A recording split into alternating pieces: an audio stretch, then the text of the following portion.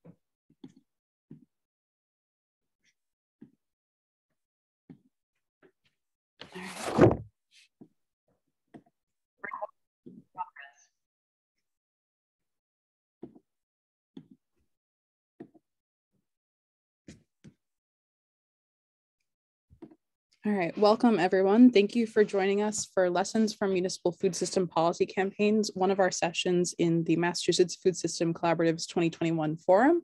Of course, we had hoped that we would all be together for this, but Zoom works pretty well too. It's really great to see so many of you here, and we're looking forward to a good discussion. My name is Becca Miller. I will be your facilitator today. I work as a program manager at the collaborative, focusing on the Campaign for Healthy Incentives program funding, helping facilitate the Urban Ag Coalition, and a couple of other projects. This year's forum is an opportunity to look broadly at how various parts of our food system intersect and support one another, how they sometimes put pressure on one another, and how all of your work can help the local food system be more sustainable, equitable, and resilient. We hope that these sessions will add to your thinking about how the issues we discuss, their connections to your work, and how we can all work to work more collaboratively toward our shared goals. We especially like to thank our sponsors listed here on this slide for their support, which has allowed us to keep forum registration free for everyone this year. Just quick housekeeping reminders for today's call. Please keep yourself on mute during the presentations. Introduce yourself in the chat if you'd like with your name, organization, and preferred pronouns if you're comfortable. Please use the chat to put in any questions for the presenters at any time. And we will be recording this session to post online. So if you're unable to stay for the whole thing, don't worry about it. Of course, we'll post that online for you to review after. Following the presentation, there will be some breakout sessions to give us all an opportunity to network a bit and consider some of what we've learned. We hope you'll join us for those sessions. And here's our agenda for today's session. We will be, each presenter will be going through their work for about 15 minutes, starting with Gina Plata-Nino from the Central West Justice Center. Then we will go through a large question and answer group together. Then we'll be moving into breakout rooms, and then we will be finishing the session and wrapping up. So without further ado, I'd like to introduce Gina Plata-Nino, staff attorney at the Central West Justice Center, member of the Worcester Together Coalition. Gina, if you'd like to speak. Absolutely. Thank you so much for having me on. Welcome everyone on this gloomy, rainy day. Before I get started, I just really want to thank the organizers for inviting us and allowing me to be here with them and my co-panelists. And I want to acknowledge you, you food security warriors, because it's been a tough 18 months. And I think we need to call that out. And more than anyone, you have been underground. Everyone may have closed, but you have constantly been working. And through this pandemic, we have really lifted up the importance of food security. So I just want to take a second to acknowledge your contributions and the amazing work that you are doing. And I know myself and my panelists really applaud the work that you are doing. So thank you again for being here and taking time away from your very busy schedule to figure out different ways that we can work on this collaboratively. I get the pleasure of sharing some of the lessons learned from my municipality, and many of you may be aware of it, but I feel I should mention a little bit about our geography. So I work in Central Massachusetts and focus on the city of Worcester. The city of Worcester is a gateway city and is the second largest city in New England. We are a big town is the best to describe it. It's a place where you can be invisible or bump into a friend down the street. Like many cities outside of Boston, we lack sidewalks, we have limited transportation, and are seeing an increase of rents, making them more difficult to thrive and succeed. So with this in the background and these obstacles and many more that I did not mention, came March 2020, and together, along with the rest of the country, we faced COVID-19. A group of city and community leaders, we gather at a local organization and we discuss the COVID-19 pandemic, and we address the community needs, and various groups and subcommittees were formed with the understanding that we will work collaboratively with the city, public, and private sector to address the needs. Becca, during her introduction, mentioned the Worcester Together. So this is what was formed, a Worcester Together coalition. And that will be my number one lesson learned from the pandemic, that when we form a coalition, it really, specifically to target food security, we need to look at it from a holistic approach, and that we can't be just food advocates, that we need to make sure that we bring in people to the table. And I'll explain to you why we need city, public, private, and the private sector to come together and address these needs. Because we understand that you need various people at the table because we can't do it alone, right? So at the height of this pandemic, this group met bi-weekly for 1 to 2 hours, almost a day, just really trying to figure out what were the responses that we were going to make. And the group created various innovative projects and initiatives to tackle food insecurity, some of which included a hot meals program, right? So the pandemic happened and they told people, go ahead, quarantine and don't leave. Well, what happened to individuals who don't have a safety net, who are not gonna have people who come and cook for them? And what happened to our restaurants who were really struggling? So we created a program where we had restaurants prepare meals. And these were restaurants owned by BIPOC communities. And these restaurants would then deliver these meals for people who were asked to quarantine and who were SNAP eligible. But with the SNAP program, you can't really bring in food, but these individuals were able to avail themselves of this food. We also created an emergency food delivery program, right? We talk about food pantries and how they created such an amazing disaster response. But in our city, we have a lot of hills. I mentioned the transportation, people were afraid. We created a delivery program. I think one of the biggest things that I'm really proud of is the centralized resource center and referral. So we only call one number in one place. And providers did an internal referral so that Gina did not have to call 10, 20 different places, only had to call one place.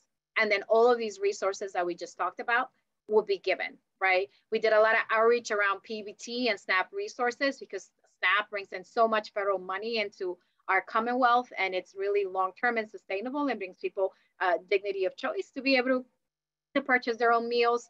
And we just did a lot of work. And I think another thing we also did was we did a lot of legislative briefings with our state and federal delegation to let them know what were the things we were seeing in our community and what were the things we needed to tackle. And so I mentioned number one, why it was so important to bring people to the table. Any of you who work with organizations and funding with the city, you know how long it takes to do anything, because sometimes unintentionally, there's a lot of red tape. By having someone from the city, from the state, from various private and funding organizations, when we come up with a program, it's easier to say, well, that sounds like a great idea. So maybe we don't have to write a 10-page grant request or a 20-page request. That organization said, oh, we'll cover because I see the need, I see where it's going. Let's just find a fiscal agent. That is the beauty of how a lot of these programs were able to be facilitated in such a promptly manner. And then it allowed the city to utilize some of their CDBG funding, which takes a little bit longer than private funding, to make up the funds for the hot meals program, for example, that we were discussing, because they were already at the table, understood the need, understood the people who were part of this collaboration, and it was easier to support. As part of this group, we also realized that the issues of food insecurity, and what I'm about to say to you is not new. We're not new, right? But we're exacerbated by the pandemic. We also recognize that there was a direct correlation between race, health disparities, and food insecurity. We worked on creating a holistic method to address root causes of food insecurity with the understanding that Black, Latino, Latinx, and immigrant communities had the highest rates of food insecurity due to structural and systemic racism. This group realized that we needed a more long-term effect, something that went past the pandemic. And what we decided to do was looking at next step. We felt it was necessary to look about what was going to be our purpose. We saw the need to become a convener of food security issues and decided to propose to the city leadership a task force specifically focused on food security. As I mentioned in the beginning, the city was already part of the conversation, but we wanted something more grounded, where we can not only advise the mayor, but invite the city. So as they were thinking about economic development, they would think automatically of food insecurity, because all of these layers are intertwined with food insecurity. And so in various conversations, we created the Mayor's Task Force on Food Security. And it really is a nonpartisan entity. And we're really working towards identifying and addressing the root causes in food insecurity. In this task force, which is open to the public, and we want to be as inclusive as possible, we measure and then we identify and review programs and opportunities affecting food insecurity in our region. As part of the work that we do, we identify solutions and provide recommendations to our officials and our policymakers and leaders. We really want to be sure that we become a catalyst for system changes to empower partnerships between the city and the government and our private and public residents, so that we are not reinventing the wheel, but are really tackling issues beyond creating programs that are already there. One of the things that we are really proud about that we're working on is a centralized hub. If anyone who works on food security will understand that our clients don't have just one particular need, but they have a plethora of needs. We talked about housing, we talked about shelter, we talked about childcare, and you're thinking, what does that have to do with food insecurity? Well, our clients are facing all of these needs. So by creating a data hub with all of these resources where people only have to go to one place, where they don't have to spend hours researching for the resources that they need, we hope that that will help tackle some of the things. And it will also raise awareness about where are the gaps in services that our city and our state may need to be invested on, which brings me something that I think some of my co-panelists and later on in breakout groups are going to talk about, is that we have a once in a lifetime opportunity with Arpa funding to tackle some of these root causes. And this is one of the parts that our task force has been playing a big role in it by helping conduct surveys and doing advocacy to ensure that as these funds are allocated at both the city and at the state level, they're doing it in that equity base, and that we're really looking at the systemic and structural root causes of food insecurity, and not just, again, funding programs that haven't worked for a while, but that we're really looking at why this happened and why certain populations were affected more than others. So as I said, this task force, we serve as a citywide convener, we address food insecurity, and we also assist in developing strategies and addressing the systemic challenges that we see more towards a holistic lens that understands that food insecurity affects education, healthcare, workforce development, public safety, and environmental equity and civic engagement. One of the other things that we're really proud about this task force that was created is making sure that people understand that there needs to be linguistically and culturally relevant resources in order for people to access this information. And that there needs to be a racial equity and cultural lens to be systematically institutionalized in all of the city and federal policy making. And so on a bi-weekly basis, when our task force is meeting, these are the issues that we're talking about. And I know sometimes we look at what's happening in Congress and we look at what's happening at the state, but there is so much power in our municipal level because our federal leaders who are elected by us, our state leaders who are elected by us, are looking at us and at what our municipalities are doing. And there's no one more that is an expert than you and your community and that understands the need of your community so that we can work towards sustainability and can make recommendations, can really tackle these things at our root causes. And COVID has opened a way for us to really talk about, and again, not reinvent the wheel, but really talk about innovative ideas and have honest and frank conversations of what is causing food insecurity, particularly to our BIPOC communities. I know my co-panelists will continue talking on this topic, so I will stop for now, and then we will continue discussing more of this in our breakout groups. Becca? Thank you so much, Gina. That was a really awesome overview of the work that you are doing in Worcester. I'm so excited to hear more about it. And I will now pass it to Cynthia Espinosa and Chelsea Gazillo, organizers with the Holyoke Food and Equity Collective. And I will share my screen with your slides.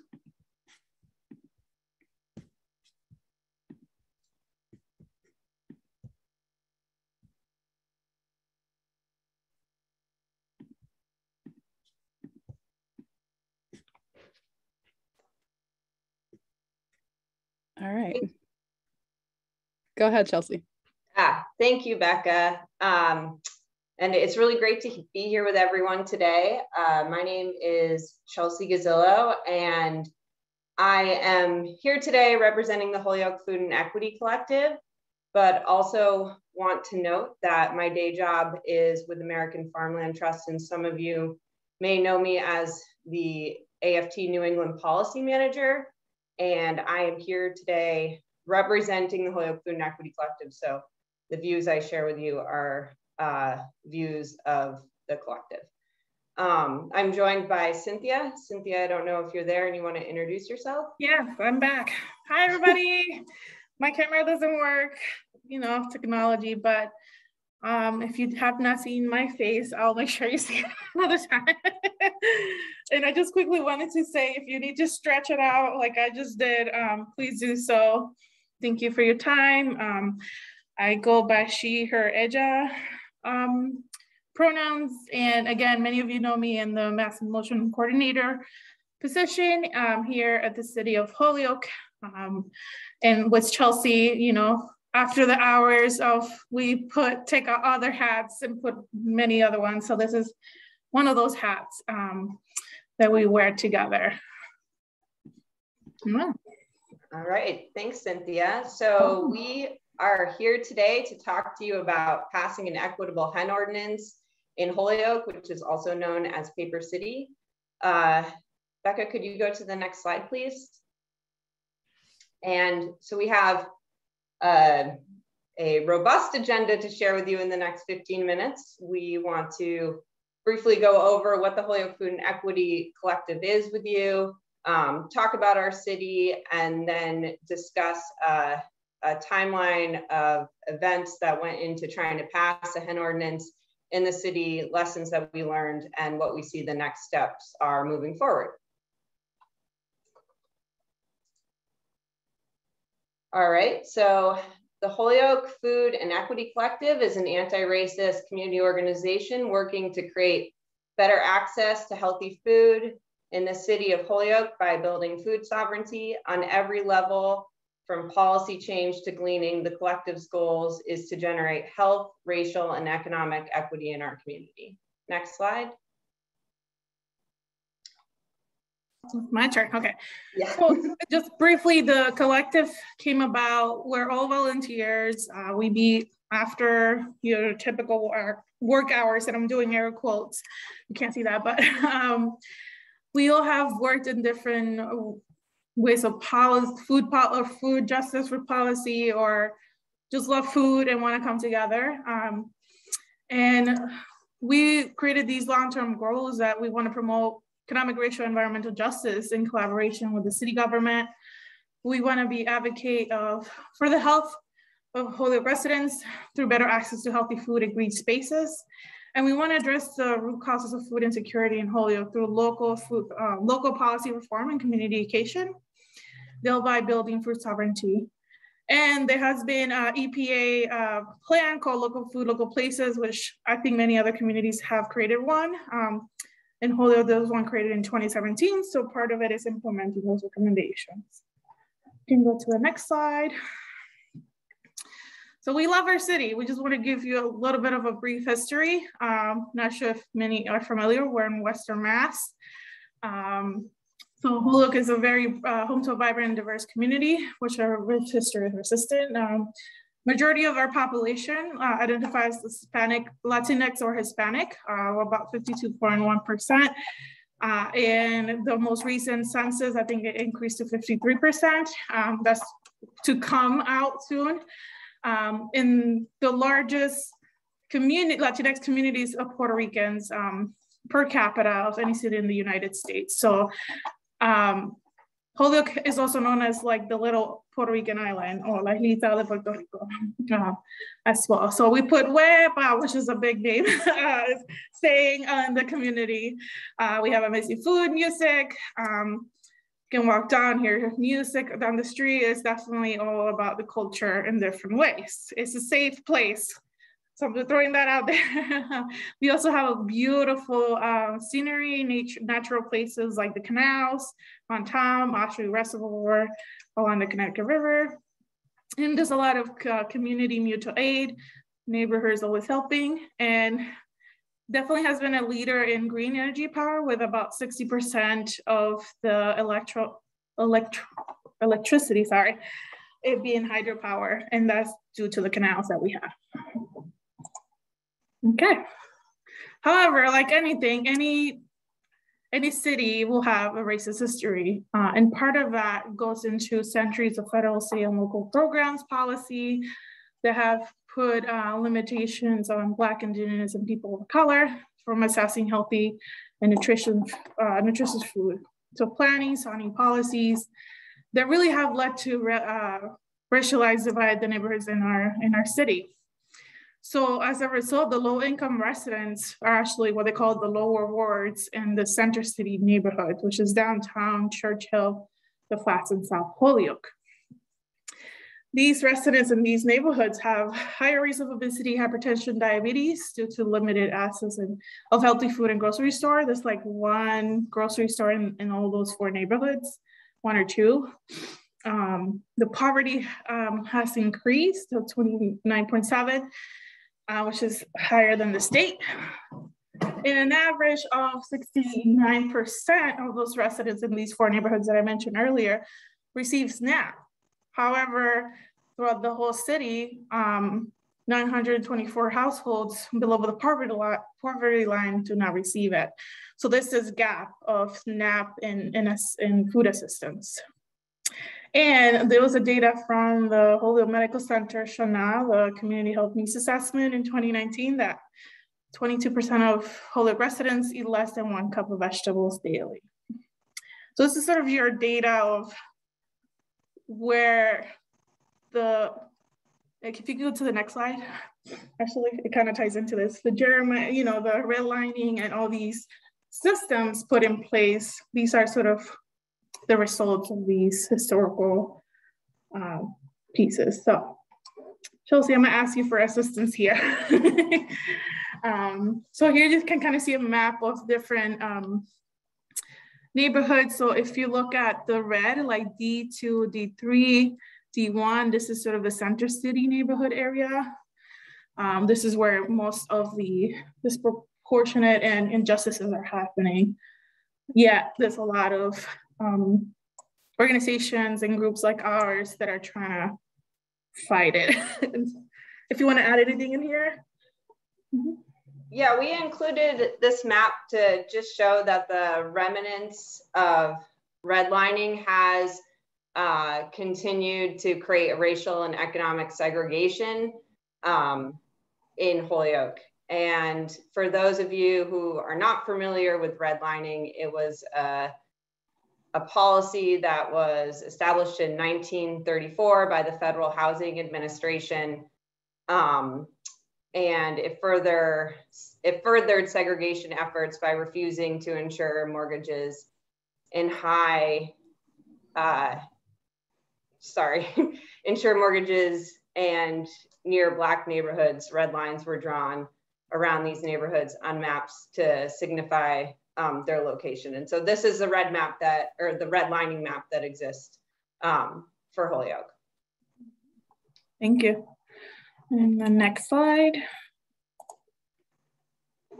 So I just wanted to share a little bit of the history of passing the hen ordinance. If you're not familiar, apparently Holyoke is famous for chickens, but not in a good way. So back in 2010, we did have a city councilor, Timothy Burrington, who proposed an ordinance to permit households to keep live chickens. It became a very controversial ordinance. From, you can kind of see here screenshots of news articles, critics also lamented that allowing the keeping of chickens will soil the city with a thorough shabbiness. There was a lot of comments. Yeah, Holyoke will join a wave of newly chicken-friendly cities, but to get their proponents will have to get past resistance that can be traced to concerns about property rights, and property values, fears about squawking birds and smelly coops, not to mention bias rooted in racial and socioeconomic assumptions. At that time, specifically, when you have a high percentage of Latinos in a city who were, you know, stereotype of having cockfighting and all that stuff, which is still true. I'm not saying, you know, and that's a sport in its own. We're not going to talk about that. But then for some reason, chickens, when they're mentioned in Holyoke, you know, people think, oh my God, in the third floor of that apartment, there's going to be a cockfighting ring thing going. So there were a lot of comments like that being said, both from city council, but community members, etc. It did not pass then. So then if you go to the next slide, please. So then in 2020, we tried again, and by we, it's very unique. So the collective came together early 2020 as response of COVID to really make sure people had access to food. We started with gleaning, and then we looked at, okay, what are some food policies that we can do? Then council person Lisi reached out to the collective saying, I want to propose, and I'm going to propose a backyard hen ordinance. So it came from the counselor, and we kind of like joined the counselor saying, okay, we tried in the past, and this counselor was there when first happened in 2010. So we tried it again in 2020. That's a way to really help with food security during trying times, like we all experienced and saw. So yeah, Chelsea, you wanna jump in? Yeah, thank you, Cynthia. So with the help of Councilwoman Lisi, we introduced the hen ordinance, and she asked us as advocates if we could do some research around best practices for hen ordinances at the municipal level. So working with Mass NOFA and American Farmland Trust Farmland Information Center, and doing some of our own research, we conducted a policy scan and identified some best practices around hen ordinances that had been introduced throughout the Commonwealth. We also noted and recognized that our neighbors, our neighboring municipalities, East Hampton and Chicopee, have both passed hen ordinances and allow residents to have backyard hens. And so after we did all of this research, we worked with the Holyoke Board of Health to draft an ordinance, and we went back and forth with the Holyoke Board of Health many times. We tried to work to make it so that when a resident applied to have backyard hens, that they applied for a license to own the hens instead of having to go through a permitting process. And the Board of Health was not amenable to that idea. So we compromised and said that we would agree to make this a permitting process. And the Board of Health also wanted to make sure that anybody that applied to have backyard hens, as part of the permitting process, the Board of Health would go out and do an inspection of where they were going to have the hens, what the hen run was going to look like, what the coop was going to look like, how they were going to manage the hens. And we were amenable to that and actually offered to the city that if this ordinance was passed, the Holyoke Food and Equity Collective would offer a one-time hour-long hen school where we would teach residents how to properly take care of their hens. Oh, go ahead. I just wanted to add, with the permit from the Board of Health, it was like a 2-page permit, you know, yeah, sort of questions that they asked, like the run, the coop, do you have this, that, etc. And the ordinance asked, it was for 6 hens, the maximum, and it will only cost, I believe, $20 to $25 annual sort of permit. We're telling you that for a reason. So we'll get back to where we are. So really there was public hearings which were started, I want to say, June through September. I think I want to say in May, there was some conversations as well. This is where members of the public, again, this is very different. COVID just started, so everything now became virtual. So we did our best to share online. And also the first public hearing, we had a interpreter to help with any Spanish to English and vice versa, so that people from the community can feel comfortable to attend.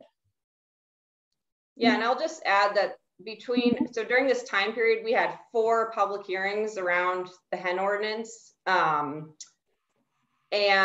that there were no naysayers that showed up to the public hearings, although there were naysayers that submitted or sent in emails to their city councilors. And I know that some of them reached out to city officials saying that they were opposed to hens, and most of the opposition was in alignment to the opposition that we had seen in 2010 when the hen ordinance didn't pass. People were arguing that by passing a hen ordinance, it would lead to more community violence. I heard that somebody wrote an email to the city saying that gun violence would increase because people would go out and buy hens and start shooting their hens when the hens could no longer lay eggs, or they wanted to get rid of the roosters, and so there would be an increase in gun violence.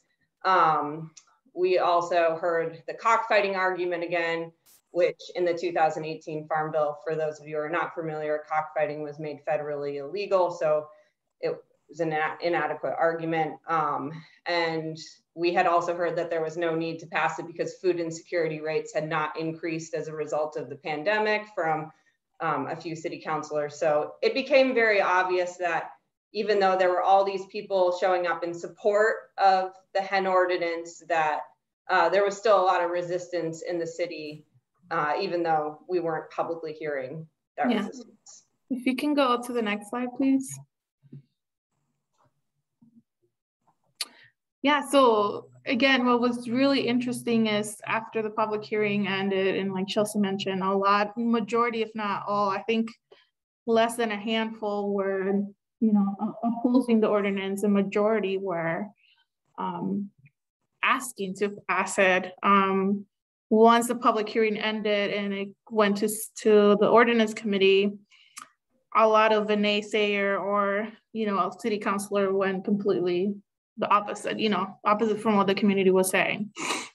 So if you want to talk about the OPED, Chelsea, yeah. Oh yeah, so in response to a lot of the city councilors saying that they were not going to support passing the hen ordinance as we outlined it at the beginning of this presentation, the Holyoke Food and Equity Collective wrote an op-ed where we publicly called out some of these city councilors that were saying they would not vote for the hen ordinance, even though, like we said, we had done a lot of research and worked very collaboratively with the city to draft an ordinance that we felt like would work in Holyoke.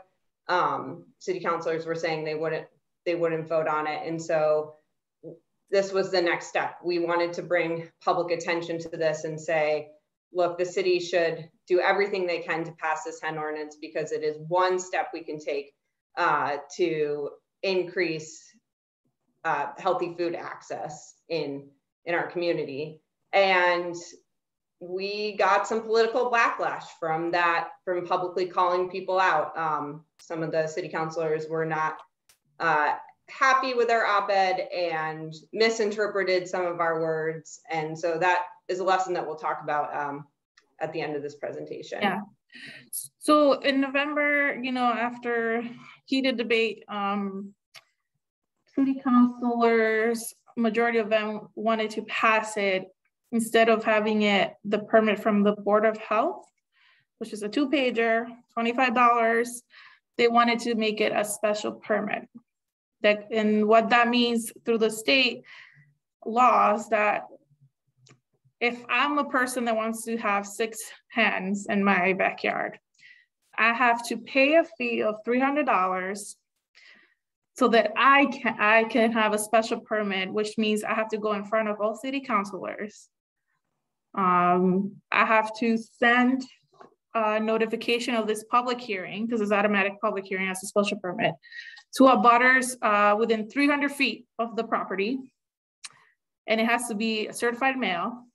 So I don't know if people are calculating, so you can start calculating. And this is just for me to have 6 hands again in my house.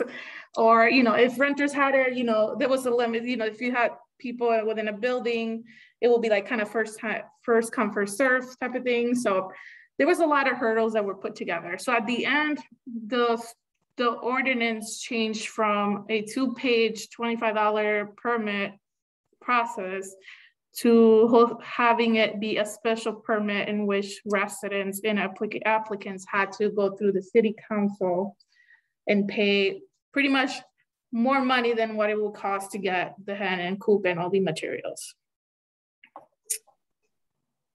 All right, next slide, please. Yeah. So after city council deliberated passing this ordinance where it was going to cost anywhere between $300 to, I don't know, upwards of $500 to own hens in the city. And that, like Cynthia says, includes all the permitting fees, all the money to send out certified mail and publicize that you were going to have a special permit hearing in all of the local newspapers.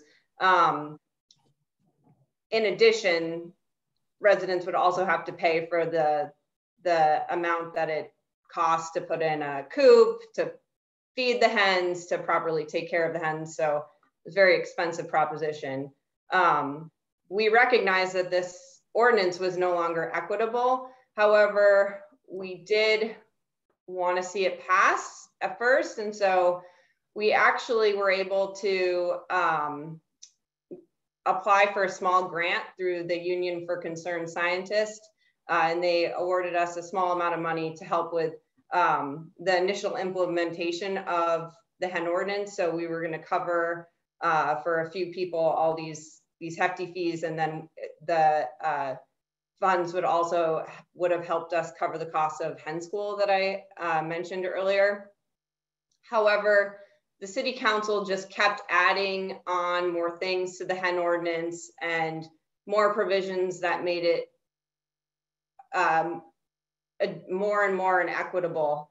And so the collective decided reluctantly to stop advocating for the ordinance because we just felt that the final version that city council was going to vote on wasn't equitable, and we decided that we wanted to put our efforts elsewhere to ensure that we had a political climate that would support the passage of a hen ordinance in the future. And then as such, the hen ordinance ended up not even passing city council. And that was in February of this year. Mm-hmm. So see how long it took for that process. Almost a year. Yeah, we can go to the next one. Yeah, so some lessons learned, I think Chelsea mentioned, in like how far were we willing to compromise when it comes to advocating for something that's not equitable.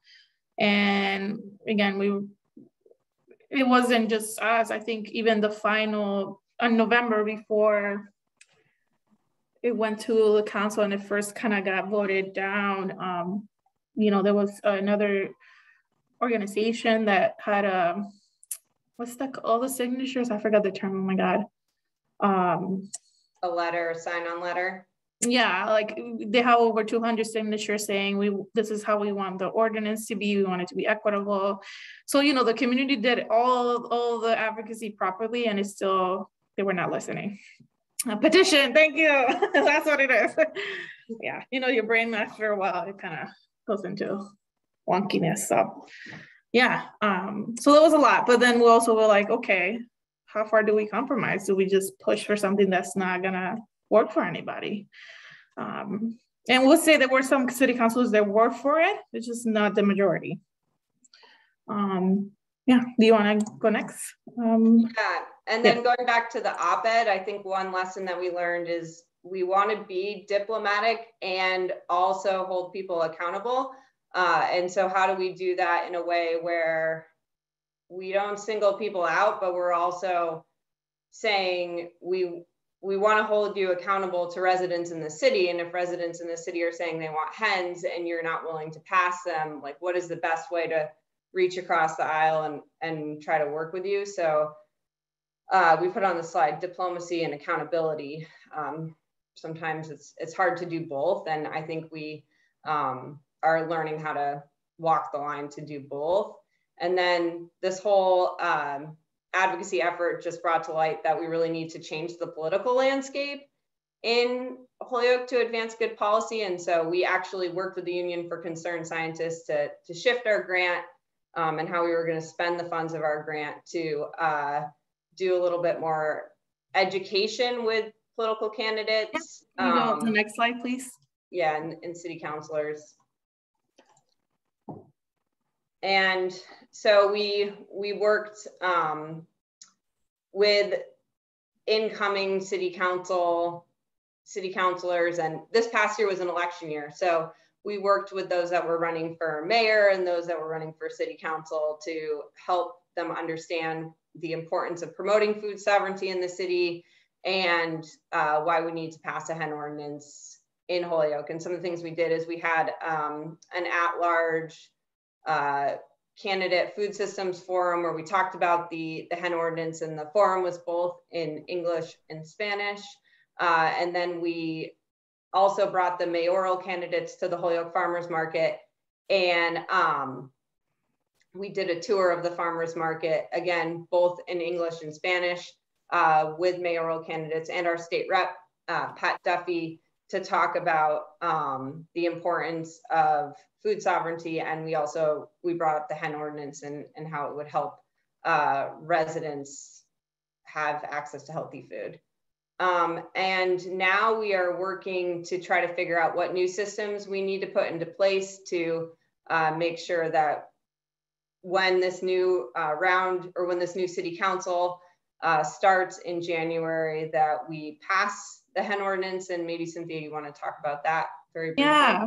So I would say since 2019, here my role at Mass in Motion has been researching, food policy councils. Again, Holyoke had one years ago, and what would that look like? So we're, after so much research and buy-in from partners and residents, the collective is also part of this research piece of creating pretty much a municipal, we call it food economy, so Holyoke food economy, and it has council / commission / coalition, because the group has not decided what title yet, but so far they've been going with coalition. So this will really look at how does the food system in Holyoke ties in with economic development, but also what policies are hindering or not there in order to go there. And we're hoping that that includes, hens in the future, or even community gardens, farm stand, garden stands or things like that, and much to come. So that's sort of one advocacy and one way to go about it. Yeah, I think we can go to the next slide. I think that's all we had today, but yeah, follow us. We post on Facebook a lot, as much as we can. And there's the website that has the history that we share, information, and the email of the collective itself. And that's sort of what the collective has done so far, and looking forward to helping out more when it comes to food policy and work. I don't know if you have anything else to share, Chelsea? No, that's it. Thanks so much, everyone, for listening to us. Sorry we went over our 15 minutes. Thank you. Okay. Thanks so much, Cynthia and Chelsea. I really appreciate it. Sometimes we like to paint a really rosy picture, but I think personally it's really important to learn from both successes and maybe steps along the way to successes, as the hen ordinance currently is at, because it's really important for folks to know what really goes into crafting policy with community input in mind. And with that, I'll turn it over to Kerry Murphy from the city of Salem to talk about her work. Thank you, Becca, and thank you to the Mass Food System Collaborative for hosting this. It's been great. And thank you to the other panelists. I've already learned so much from your talks. So I'm going to talk about a couple of initiatives that we have going on in Salem. Two that came out of our Food Policy Council's Community Food Assessment that we published back in 2018. The first is the Mack Park Food Farm, and also an urban agriculture ordinance that's currently before our City Council. So first I'm going to talk about the Mack Park Farm, which is a community farm and food forest that was built at one of our city parks at the end of 2019. And you can go to the next slide. So we have a team of 3 agricultural experts who the city hired as contractors for a 3-year contract with options to renew. Everybody on the team are members of our Food Policy Council. 2 co-own a gardening business where they build raised beds for community members and also other organizations. They work closely with the Salem Public Schools on school gardens. Andy Varela is owner of Maitland Mountain Farm, which is Salem's only working farm. And he also was just elected as one of our new city councilors starting in January. I act as the project manager for the city, so I do all of the coordinating and logistics work as far as getting permits, doing the community outreach, coordinating volunteers, and most importantly, trying to get funding for the project. And you can go to the next slide. So this is just some of the background data that was from the food assessment that we used to justify the need for a community farm. We did a resident food survey where 55% of the people who responded reported that fruits and vegetables are difficult to find near their homes. Only 12% responded that they're getting the recommended daily servings of fruits and vegetables. 68% of our retail stores that sell food in Salem do not sell any fresh produce at all. And stores with the highest quality produce, like our larger grocery stores, are located in areas that are difficult to access by foot or bike. We had one of the lowest estimated fruit and vegetable intakes in Massachusetts communities, reporting to the 2015 Behavioral Risk Factor Surveillance System survey. And we also have one of the highest rates of food insecurity on the North Shore. It's also higher than the Massachusetts average. For Salem Public Schools, the students, more than half of them are classified as economically disadvantaged. And next slide. So when members of our Food Policy Council, we sat down with Mayor Driscoll to go over the recommendations from the food assessment. She was really supportive of one recommendation, using vacant municipal land for agriculture. So we settled on Mack Park. It was formerly a private estate, so it was never used for industrial uses. We did multiple soil tests that showed no lead or other contaminants. The only issues was that the soil was very compacted and nutrient depleted.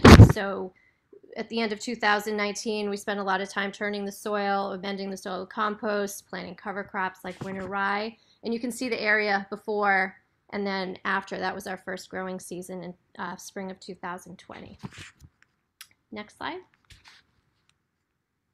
So the Mack Park Farm, it's a working farm. We grow food for the community on city land. It's all organically and sustainably grown. Community volunteers assist with the planting and the maintenance of the farm. We partner with local food assistance organizations who distribute the produce to the community members. We also have weekly free markets on Saturday mornings at the Mack Park Farm where people can come and get tours of the area. And we also, as you can see from the space, we planted the food forest in multiple areas around the perimeter of the farm. And the food forest areas are open to the public. The farm itself is fenced off and locked when community volunteers and the contractors aren't there. Next slide. So we had 3 goals for this project. First is to increase the production of locally grown healthy food in Salem. Also to educate residents about the benefits of sustainable growing practices and to support our local food assistance organizations. These two people here are Y employees who were laid off during the early parts of the pandemic, and we were able to get a grant to hire them to do 3 weekly mobile markets at some of our low-income housing sites. Next slide. So the approval process for the farm was pretty lengthy. First, we had to get approval for the projects itself through the Parks and Rec Commission. And then we had to go back before them again when we wanted to build a hoop house, as that wasn't part of the original design, but they've been really supportive of the project. And the farm is adjacent to a wetland, so we've had to go before the Conservation Commission because 2 areas of the food forest, you can see the wetland on the bottom photo off to the right, and 2 of the food forest areas in the red circles are within the buffer zone. So we needed to get an order of conditions to be able to plant the food forest, but that was approved. We've had to work closely with our engineering department. We needed a trench permit for a small irrigation pond that we built next to the farm.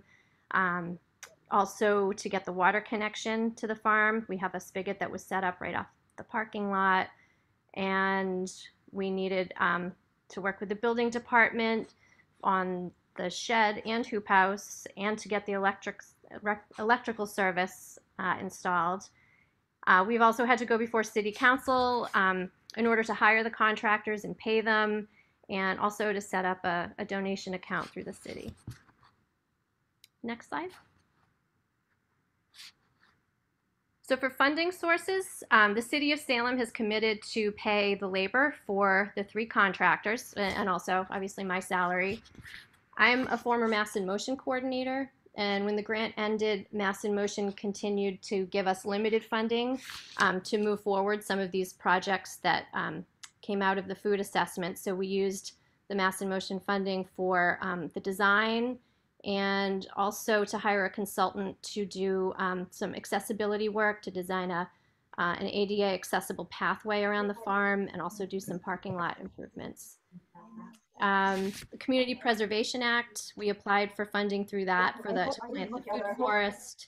I got you. I got some chips instead of fries. Oh, they're good to use whole wheat. Oh, good. Thank you. Beautiful. So we were awarded Community Preservation Act funding. MDAR, we applied for their urban agriculture grant program and received funding for a walk-in cooler that was actually just delivered today. The MAPC Accelerating Climate Resilience grant we're using to build a shed and install solar panels and a water catchment system. And we also got the grants through Mayor's Innovation Project for the 3 mobile markets I mentioned, and a small grant from New England Grassroots for some educational signage around the farm, as well as the donation account that I mentioned too. Volunteers, this project really depends on volunteers. We usually have a big group come out, around 20 to 25 people every Saturday, along with people during the week to weed and water. And where the farm is located isn't easy to get to. People who live downtown, it's not easily accessible by walking, so we offer cab vouchers to anyone in need of transportation to and from the farm. And we also have bilingual staff and volunteers there to assist any Spanish-speaking volunteers. We do a lot of outreach on social media and through our schools. We work with the Seven Gables Settlement, which is a program for recent immigrants, as well as a local foster home. Salem State University has sent some groups out to work with us. We also do outreach through our Community Development Coalition and through various neighborhood groups. So our first growing season coincided with the start of the pandemic. So it set us back a little bit, but we were still able to grow and distribute over 7,000 pounds of food that went directly to Salem residents at our weekly markets. I think mainly because nobody could go anywhere else, we were serving around 200 residents a week, and that's including our mobile markets with the YMCA employees. Our volunteers also received produce. And we did things like provided recipes at each market, provided tips on how to store and prepare the vegetables we were growing, And we had volunteers of all ages and backgrounds coming to help with the farm. So especially during the pandemic, it was just huge for community building. It was also a great form of exercise for a lot of people. Next. So the big project for this spring was planting the food forest. And you can see volunteers up in the top photos. That was actually late last fall when we started turning the soil and sheet mulching. And then below, these are some photos from the food forest guilds. And we planted a number of varieties of fruit trees: apple, pear, peach, cherry, and pawpaw. They're going to take a couple of years to produce, but they're doing really well. We planted a number of berry bushes, which we're producing this summer. We got a ton of herbs. We planted a lot of perennials and some native pollinators. Next. And this is our hoop house that we use our Community Preservation Act funding for. And we'll have the ability to grow our seedlings on site now instead of having to purchase them. And we're also hoping to have a seedling sale in the spring to raise some money for the project. And it was built by the contractors and volunteers. And the shed, we're in the process of building the shed now. There are contractors out at the site doing the footings, putting in the footings. And like I said, there will be a water catchment system added to both the shed and the hoop house. We're getting a solar system partially donated by a company called Endless Solar. And once this is built, the walk-in cooler will be housed in the building.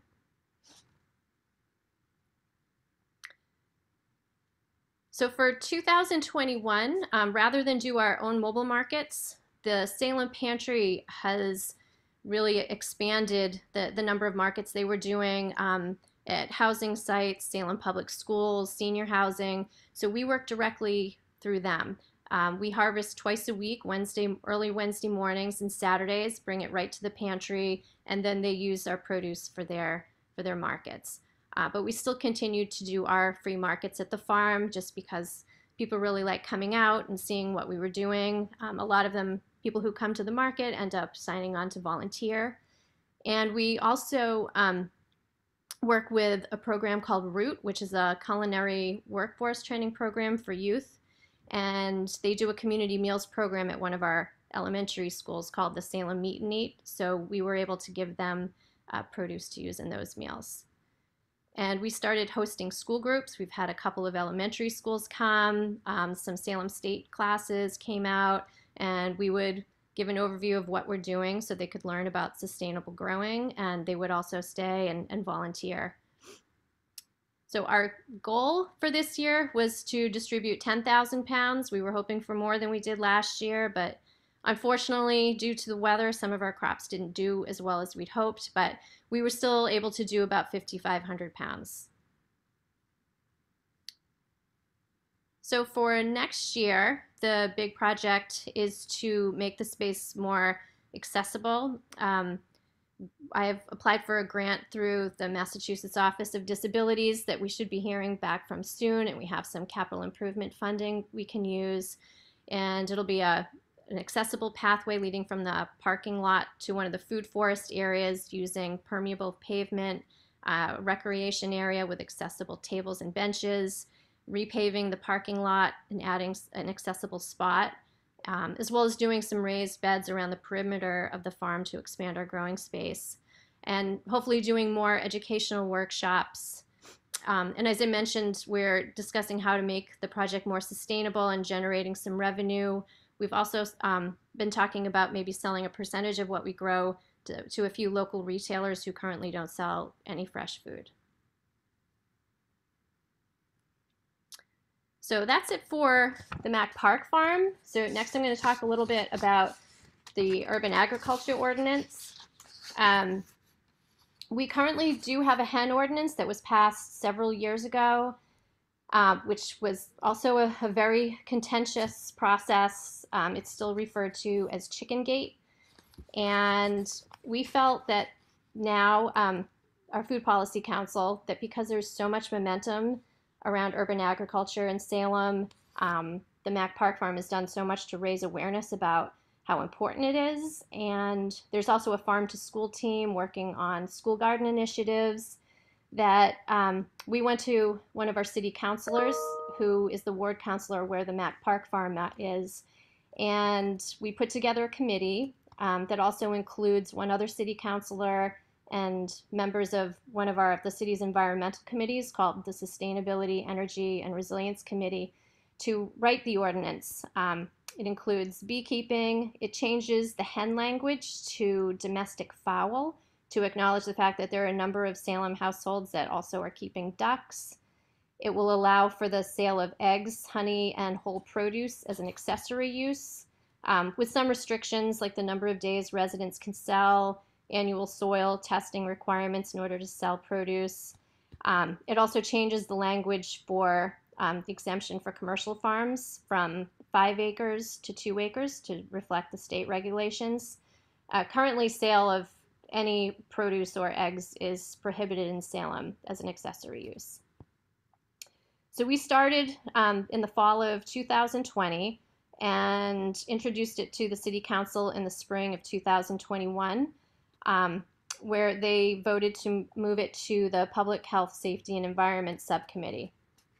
So we've been working closely with the city councilors on that committee, as well as our city solicitor on the language. The city even hired a legal consultant with expertise in agricultural ordinances to help us finalize the draft. One of the biggest roadblocks we've encountered is with our zoning enforcement officer. This is an understatement, but he's not thrilled with this ordinance at all. He was part of the original hen ordinance that didn't go very well, and he's been very reluctant to offer any feedback. And really, I think he only met with us once after repeated attempts. So the city council decided to just move it forward without his input. We were supposed to vote to move it back to the full council this past fall, but one of the councilors made the decision to hold off until after our November elections. And this turned out to be a really good decision because we have elected what is probably the most progressive city council that I have witnessed in my 20 years in the city. And I don't know if it's ever happened, but two of the members of our committee who wrote the ordinance were both elected as city councilors. One is the owner of the farm in Salem, Maitland Farm. He's also one of the contractors of the Mack Park Farm. And so now we have 4 city councilors who have been involved writing the draft of this ordinance, and there are at least 3 others who have given full support. And the mayor is also very supportive. So it just felt like everything kind of fell into place. It's going to go back for a vote in January. And then it'll have to go to a joint public hearing with the planning board. We're also going to be going back to the Board of Health in January with a draft of Board of Health regulations to accompany the ordinance. So we created this just 1-page explanation of what's in the ordinance, what the restrictions are, and as far as farm structures, and we'll be doing a lot more public outreach to solicit public comments over the next couple of months. So that's it. Awesome. Thank you so much, Kerry. Really appreciate it. I'm going to stop sharing. All right. Well, folks, let's come back for a quick question and answer with our panelists. If you have questions about their work, about what they're planning for next steps, please put them in the chat. But to start off, I just want to ask folks, we've seen a kind of resurgence of energy in municipal elections. A lot of mayors this year decided to not run after the past couple of years that they've had. So new folks are coming into office starting in January. Who was an unexpected ally that helped you all push for your policies, whether it's, an unexpected member of the Worcester Together Coalition, someone that got involved in the urban ag ordinance that you didn't expect, someone that helped push forward the hen ordinance, even when it got controversial? Gina, can I start with you? Sure. I can name one person or one organization. It really was multiple. I would say our hospital, our major hospital. You know, they're one of the largest employee providers. So that has a lot of weight when they talk to city officials, and at the state level. We worked on a couple of bills at a state level. So having them sort of testify and support us, any of the health equity work that we did around food insecurity really help. And I mentioned a lot of our nonprofit funders, which are really important because they have a lot of say with local officials and making things happen. So I would say those two were not unlikely allies. They were just welcome allies that really helped us push forward our work. Awesome. We heard, I think on Friday in the keynote presentation from Jessica O'Neill about her relationship with healthcare. And I think it's something for a lot of folks to consider moving forward about how we relate and get those folks more involved in our work. Chelsea or Cynthia, do you want to talk about an unexpected ally?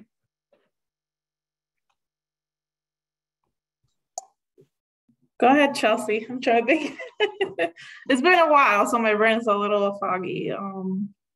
Yeah, I'm trying to I'm not saying, no one came out. I'm not saying ally, but one thing again that I think the timing of it, definitely our Board of Health was willing to, again, have this simple permit process in the hit in like the beginning of the pandemic. So they were really available to like come to meetings, especially the director, and create this application process and even guidelines. So not that it wasn't unexpected, but they made time during a really difficult moment. Yeah.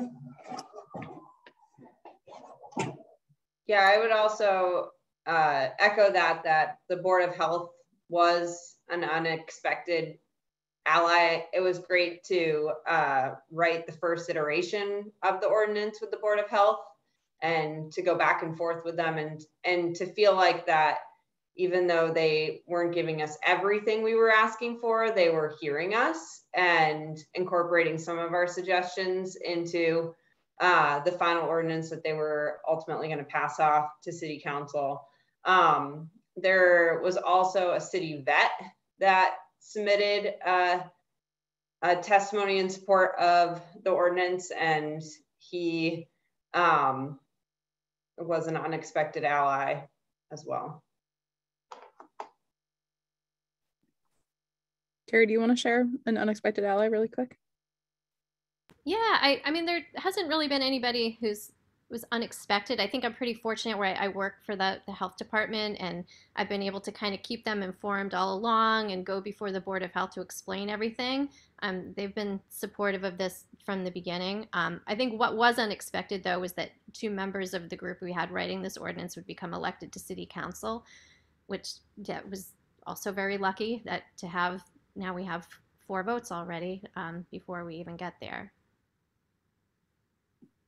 That's awesome. One way to get more involved is for folks to take that ladder of engagement up a notch by getting involved in the politics by running for office themselves. It's really exciting to hear about.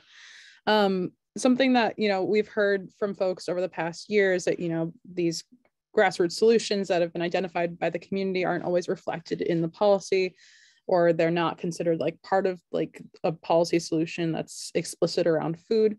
So how are you all, hearing from the grassroots, staying in touch with going on the ground, incorporating that into your work at the municipal level, even if that maybe doesn't necessarily mean you're working directly on a food system issue? Maybe it's something more upstream or on a related anti-poverty issue like Gina has been talking about in her presentation.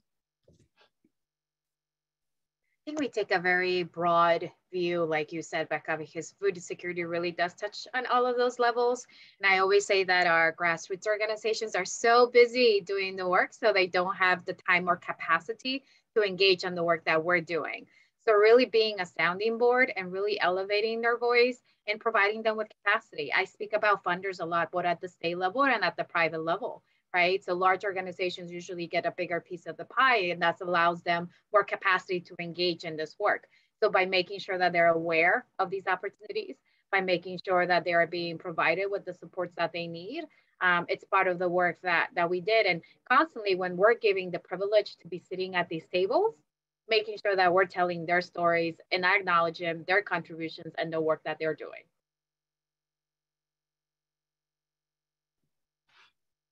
Chelsea, Cynthia, or Kerry? Yeah, I think our initial assessment, well, it did a pretty good job of collecting a lot of baseline data. What it really lacked was getting that community involvement and getting voices from a good representation of the community. So we're in the process now of using some of that Mass in Motion funding I mentioned before.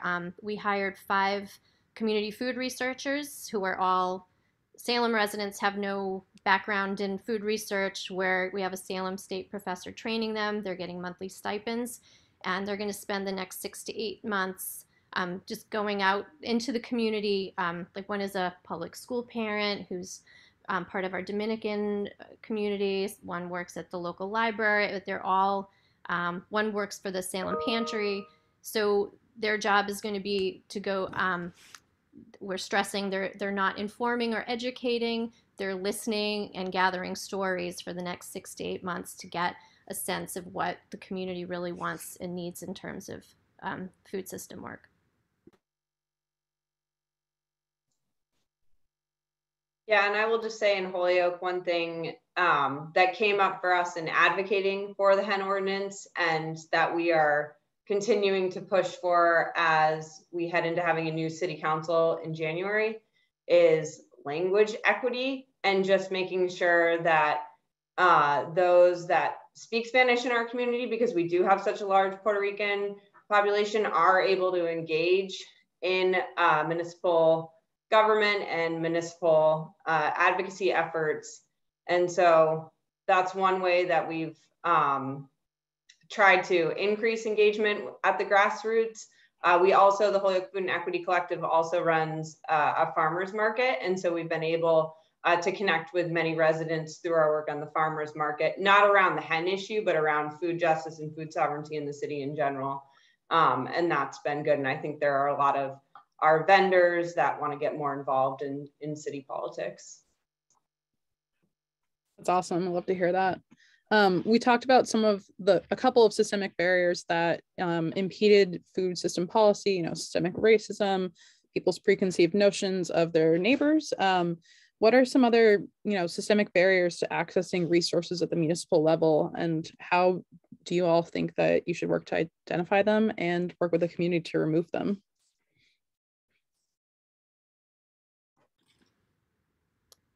One barrier that we have is none of our like meeting agendas, nothing is communicated in Spanish.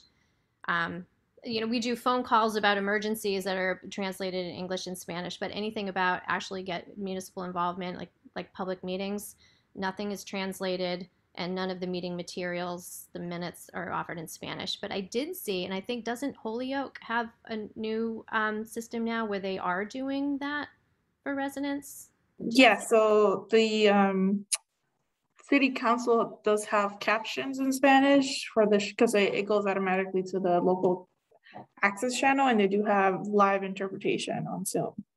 So when you log in, you can choose that. But it took years, but yes, it was definitely a big win. Yeah, I saw that, and it inspired me to start looking into that more. I would say what Kerry just said, the lack of culturally awareness, and not just on language, but on messaging, right? How are we messaging without understanding the different cultures and subcultures that are within our region? I would say that's number one. Number two, the idea that we can put a Band-Aid on the program. I saw someone in the chat talk about SNAP. SNAP sometimes is not part of the conversation, and we'll engage in conversations and people would say, oh, we need to create another food pantry, we need to do this. And I'm like, no one's talking about SNAP, right? Like, love food pantries, great job, guys. But this is federal money that's coming in that gives people dignity of choice. And right now, because of the pandemic, people are getting the maximum amount. So a family of 4 is getting close to $900. Think of what that does to a household, right? There's no way that a food pantry can give that amount of money to an individual family and sort of take away, again, their cultural sensitivity and what people want to eat. So I think that's one of the biggest barriers, the stigma. I think this has allowed us through PEBT, the pandemic EBT program, that allow a lot of kids to receive meals in the card, right? That allowed us to talk about SNAP and allow people to say like, wow, this is a great program. But I will still say that the stigma is a big part of it. And we need to figure out how do we talk about it. And instead of like the first thing that I hear from people is like, oh, let's send them to the nearest food pantry is, yes, let's send them to the nearest food pantry. But before we do that, can I sign you up for SNAP? And then can I send you to the nearest food pantry so that it can complement each other? Because as much as I love SNAP, it is supplemental. But right now, people are getting such a high amount that we need to take advantage of that. Totally. And I just want to piggyback off that question in the chat. What are some other ways that you folks are working to close the SNAP gap in your community? You know, Cynthia and Chelsea mentioned in your presentation that there are about 900 households in Holyoke alone that aren't receiving that program. Are there other ways that you're working to combat that stigma? Yeah, I think a lot of partners, I would say the health centers, they will always have screenings and they give resources. Even myself, when I bring my kiddos to the pediatrician, I always get a screening of it. And they usually have, you know, a staff member that assists on how to go about it. I know during COVID, many agencies that were doing food distribution, they were also helping families with the pandemic EBT and like how to register. I myself remember helping a family that called the city hall asking about it. And also, you know, letting them know about that. So it's been definitely coming together, different coalition, even the schools also do it from my understanding. So I think it has to be more than one agency, you know, really helping out folks. Mm-hmm. So we're doing similarly what my co-panelists just share, which is not just talking about SNAP at various levels, but a multi-collaborative effort. So with the schools, sending flyers, sending texts. My goal is to have everyone talking about it like SNAP is the first thing that comes out of their head. But also not forgetting, we talked about systemic and structural issues, right? A lot of the DTA offices, the Department of Constitutional Assistance, which are the offices responsible for administering this program, they have been closing or they have been moving away from urban sectors, right? Moving out to the suburbs, which for those of us who live in central or western Massachusetts or the eastern part of the state, when you move 15, 20 miles away, that's like 3 hours, right? I can tell you that the nearest DTA office to me, if I was going to take the same route that my clients do, it's like almost 3 hours by bus, right? And so I think we need to talk about that. So we've been working also around those issues, speaking to the department, why it's important. You're getting paid for doing this, bringing in billions of dollars. We need you to make yourself accessible, but also making sure that other leaders and community partners know the SNAP program inside and out. Lastly, working within our immigrant communities, right? There's a lot of fear, particularly the past 4 years, about misinformation and who was eligible and not. So we do a lot of webinars and a lot of outreach to sort of demystify SNAP, and also allow our BIPOC communities, our immigrant communities, know that this is a benefit that they may be eligible for. Awesome. And just to kind of synthesize a question in the chat, what are some ways that you all are working to both engage youth and increase youth engagement in municipal systems? I know it could be hard to tell what's going on with, both the city council, the various commissions in each municipality, ways to get involved beyond voting. And how are you working to combat NIMBYism or not in my backyardism, which traditionally we use to talk about resistance to affordable housing, but can also be resistance to initiatives that bolster food security, such as the hen ordinance in your community? I'll start with Kerry, no pressure. Well, I was just put on a steering committee for housing called it was initially called the Housing Production Plan, but there's such a vocal group in Salem who are against new housing. We've changed the name of it, but I've learned so much about housing over the last couple of months and how much NIMBYism there is, and that comes up all the time. I don't really know how to combat it. I mean, I know with our urban agriculture ordinance, we talk about all the benefits and we're doing a lot to get ahead of what people's fears are, which tends to be like everybody is going to have a pig farm, and like having to explain why these fears aren't rational, why that's not going to happen, why it's good for the community to have this in place. But there's always going to be that voice who just doesn't want it, and they're going to try and block it. So yeah, I don't know what the answer is. But it helps talking to your neighbors, right? And like making sure the folks' fears are a little bit assuaged and making sure they understand what's actually going to happen instead of a pig farm on every lot. Right. So we just try and anticipate what the argument's going to be and say, nope, this is why it's not going to happen that way. Gina, did you want to say something? I saw you come off mute.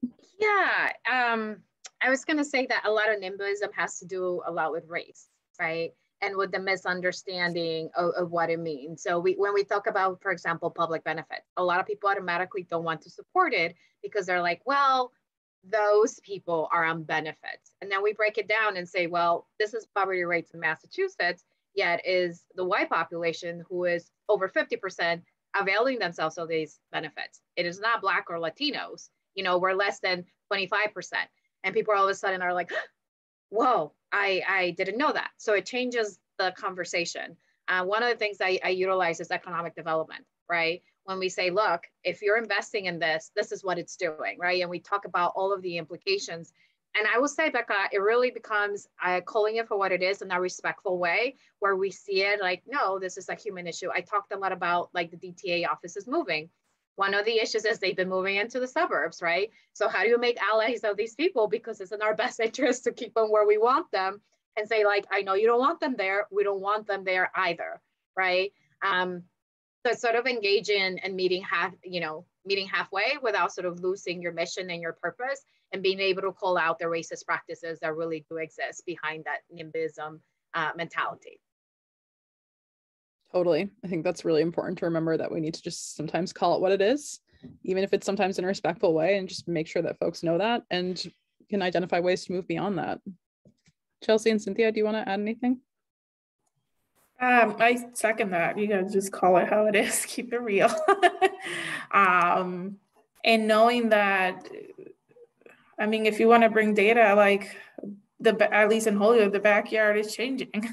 The demographic is changing. So I think it also ties into the notion of the history of like, really questioning like, why do we think that way? And questioning like, why, how the kids are like, why? Let's ask that. Why are you thinking that way? Why are you guys saying that in my backyard?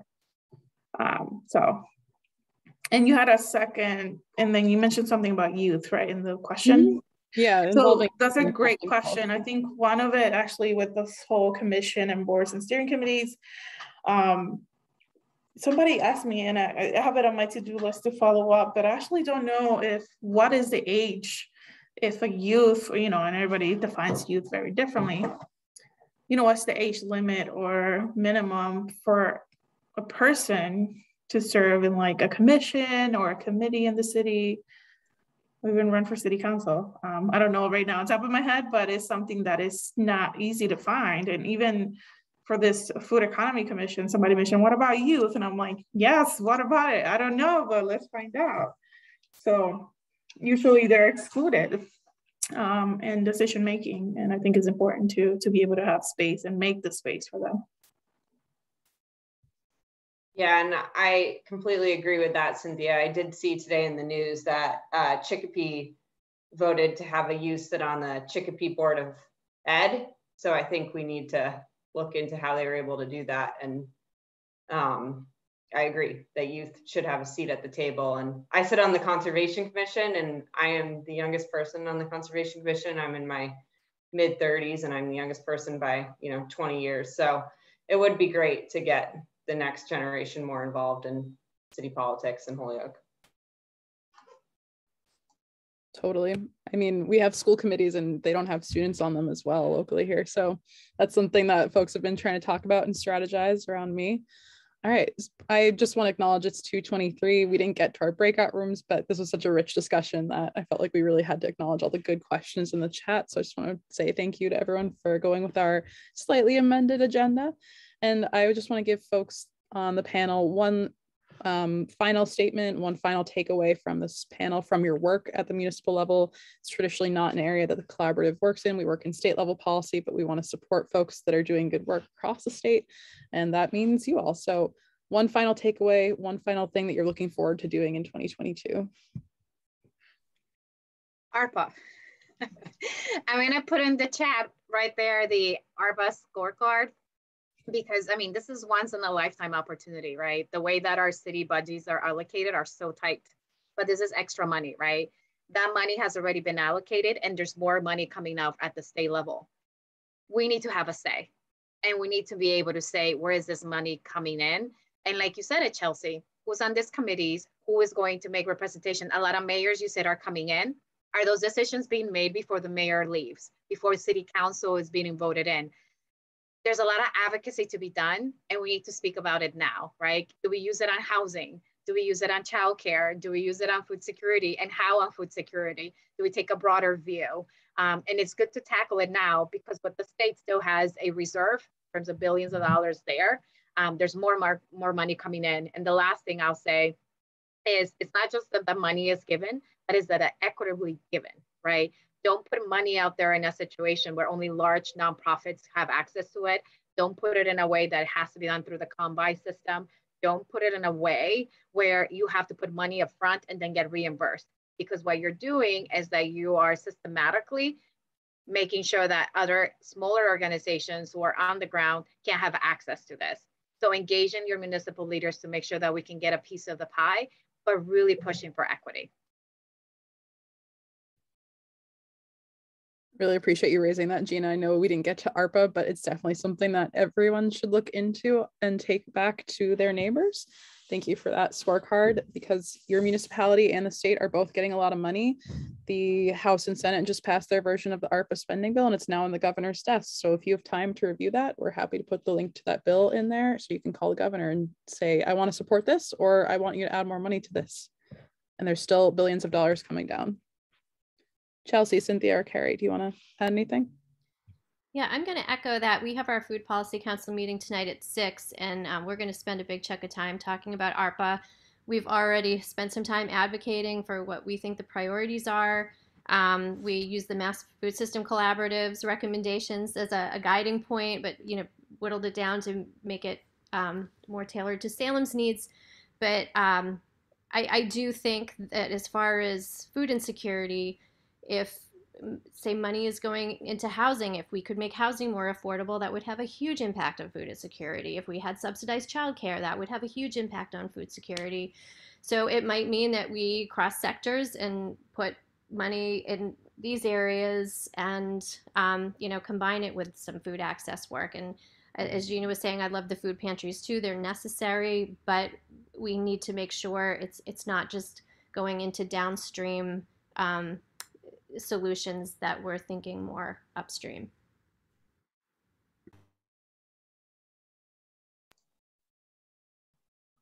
Go for it, Chelsea, and I'll go after.